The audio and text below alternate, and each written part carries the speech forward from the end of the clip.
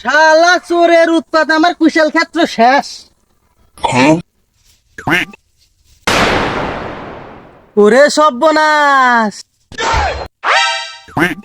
বারে বারে ঘুঘু তুমি খেয়ে যাও ধান। কি খবর, আজকে কোনে যাবে?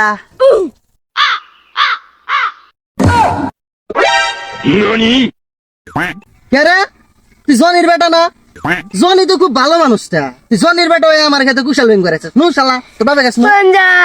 আব্বা তো বাদ নাই, কে তোর বাপ কোনে গেছা? আব্বা কুশাল ক্ষেতের মধ্যে।